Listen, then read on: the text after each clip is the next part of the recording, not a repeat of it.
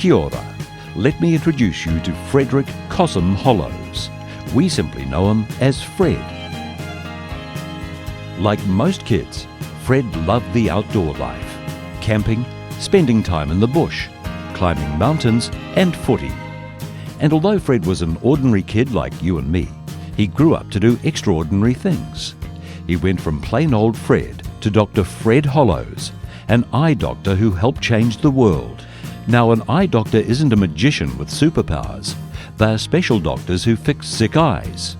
See, like any other part of your body, your eye can get really sick. And sometimes when the eye gets sick, the world can become really fuzzy like this. Or even worse, it can cause blindness. You can't see anything at all. And that's why we need eye doctors like Fred, so that everyone can see the world clearly like you and me. Fred spent his life helping people in need, particularly those living in poor communities. And he believed that everyone in the world should be treated the same.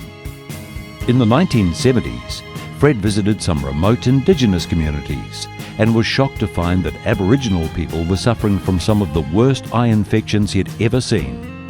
This made Fred really upset because he thought no one should suffer from eye disease in a country like Australia. So he decided to help fix the eye problems in Indigenous communities. He organised a team of 80 doctors. They travelled across the country visiting 465 Aboriginal communities, helping over 60,000 people with eye disease and giving away 10,000 pairs of eyeglasses. But Fred didn't just stop there.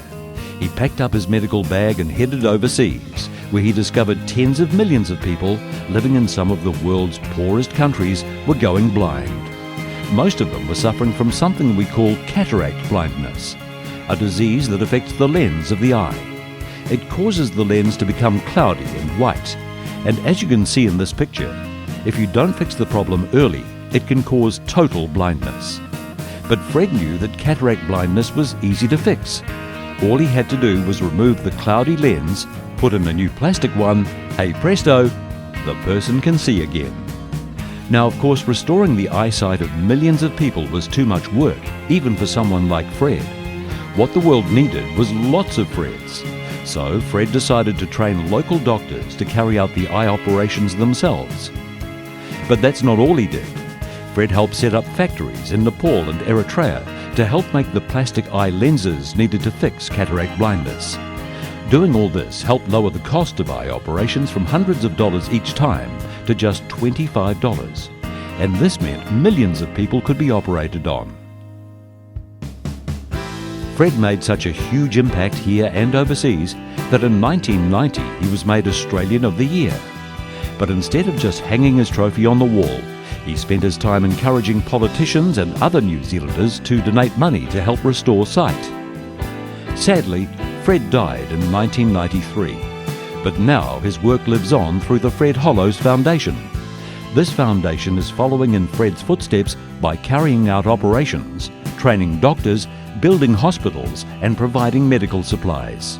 Fred changed so many lives. Take Jap, the little Vietnamese boy in this photo. Jap was just 9 years old when he lost the sight in his right eye. His family took him over 170 kilometres from his village to the hospital in a last-ditch attempt to save his disappearing sight. He waited there 25 days but was told the devastating news they couldn't do anything to save his sight. Then Fred Hollows came along and did what the local doctors couldn't. He saved Jap's eye. Thanks to the eye operation, Jap was the first person in his family to go to university, and now he's a teacher in his home country of Vietnam. Fred believed that all New Zealanders should care for others. He dreamt that one day no one would be needlessly blind, and with hard work he could improve people's lives. And it's because of Fred's determination, millions of people can see again.